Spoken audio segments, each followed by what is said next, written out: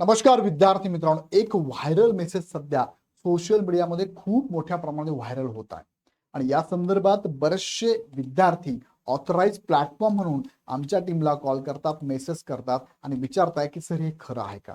So हा व्हिडिओमध्ये आपण बघूया की ह्या मेसेजची नेमकी सत्यता काय. बघा, ही सत्यता आपण चेक करूया, पण तत्पूर्वी तुम्हाला सांगू इच्छितो की या संदर्भात एमपीएससी बाबत सगळ्या अपडेट व्हिडिओ तुम्हाला ह्या चॅनलवरती बघायला मिळेल. त्यासाठी काय करा, हा चॅनल सबस्क्राईब करून बेल आयकॉन क्लिक करा, जेणेकरून कोणतेही अपडेट तुमच्याकडनं मिस होणार नाही. आणि त्याचबरोबर इग्नाइट अकॅडमीच्या या ॲपवरती तुम्हाला एमपीएससी ग्रुप बी आणि सी ची पूर्वपरीक्षा आणि पूर्व आणि मुख्य परीक्षेचे बॅचेस पण चालू झालेले आहे. सध्या मी तुम्हाला सांगतो, ग्रुप सी ची तुम्ही तयारी करत असाल तर एमपीएससीचा पॅटर्न अजून डिक्लेअर होणारच आहे, होईल काही दिवसात. एवढ्या म्हणजे त्यांनी 5 मेला एक जी आर आला, त्यानंतर एका महिन्याच्या आत हे सगळं डिटेल्स एमपीएससी आपल्याला दिलंच. पण तत्पूर्वी तुमच्याकडे वेळ असेल आणि वेळ वाया घालवायचा नसेल तर तुम्ही ही बॅच जॉईन करून लगेच तयारीला लागू शकता, ज्या बॅचमध्ये ही पूर्ण टीम महाराष्ट्रामध्ये परिचित असणार आहे, तुम्हाला प्रत्येक विषयानुसार इथे टीचिंग करणारे, मार्गदर्शन करणार आहे. आता मुख्य मुद्द्याकडे घेऊन जातो. बघा, सोशल मीडियाला काही सोशल मीडियाचे मी स्क्रीनशॉट शेअर करतो तुम्हाला. मी गट क एकच परीक्षा होईल,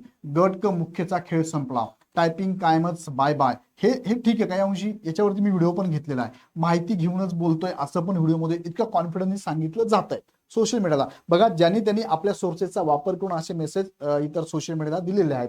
आणखी एक बिग अपडेट्स लवकर कळवतो असं पण सोशल मीडियाला आलेलं आहे. त्याचबरोबर अजून अपडेट काय आलंय की 2015 अगोदर खालीलप्रमाणे लिपिक पदाचा पॅटर्न होता: मराठी 50, जीएस 40, गणित 40, बुद्धिमत्ता 40, इंग्लिश 30. यात कमी जास्त बदल होऊ शकतो आणि असा पॅटर्न लागू होऊ शकतो. 2015 अगोदर खालीलप्रमाणे लिपिक पदाचा पॅटर्न होता, जसं आरटीआय, आरटीएस, कम्प्युटर शासकीय योजना वरील 4 घटक समावेश होण्याची दाट शक्यता आहे. आणि काही वेळातच जे एमपीसी सदस्य आहेत त्यांची पण मुलाखत झाली आणि लवकर ती पब्लिश होईल असं पण सोशल मीडियाला येत आहे.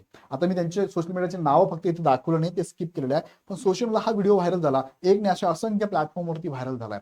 आता बघा, एमपीएससीने जर निर्णय घेतला, बघा हे अजून एमपीएससी डिक्लेअर केलेलंच नाहीये, ऑथराइज नाहीये.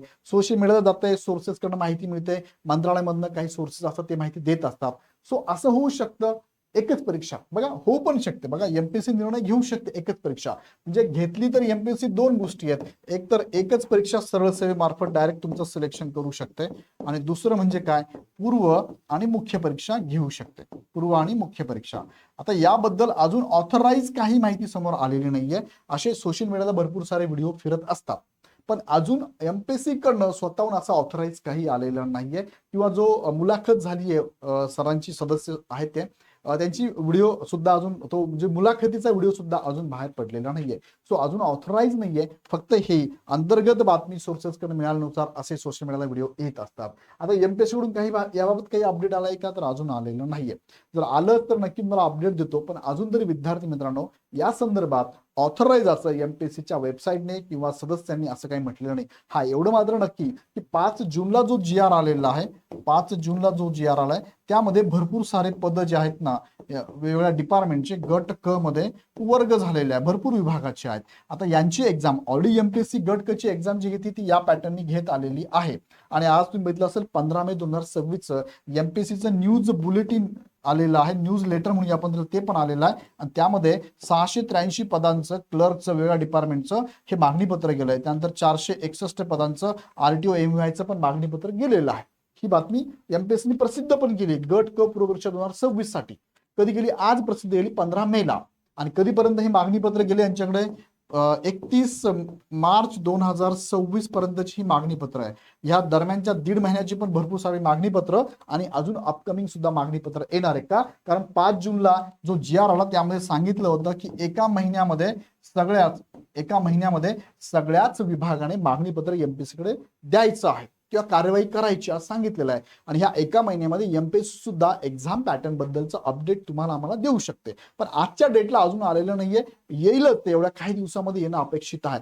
सो अजून ह्या गोष्टींची व्हायरल सत्यता म्हणजे अजून अपडेट असं ऑथराइज काही नाहीये, पण भविष्यात येऊ शकतं. सो विद्यार्थी मित्रांनो, ह्या गोष्टी लक्षात ठेवा. गट क ची जाहिरात होऊ शकते डायरेक्ट सरळ सेवेच्या माध्यमातून, पण एकच एक्झाम डायरेक्ट सिलेक्शन, किंवा होऊ शकते पूर्व आणि मुख्य. सो ही बातमी तुमच्यापर्यंत पोहोचवली. बरेचसे कॉल आमच्याकडे येत होते, बरेचसे मेसेज येत होते. सो अजून ह्या बातमीची किंवा ह्या सोशल मीडियाला येणाऱ्या ह्या न्यूजची, मेसेजची अजून सत्यता एमपीएससी कडनं काहीही नाहीये. सो यावरची अपडेट वेळोवेळी येईल तेव्हा मी तुम्हाला देत राहीलच. त्यासाठी चॅनल सबस्क्राईब करून बेल आयकॉन क्लिक करा. व्हिडिओ आवडला तर लाईक करून तुमच्या मित्रांना शेअर करा. पुन्हा व्हिडिओ आपण नेक्स्ट व्हिडिओमध्ये. धन्यवाद.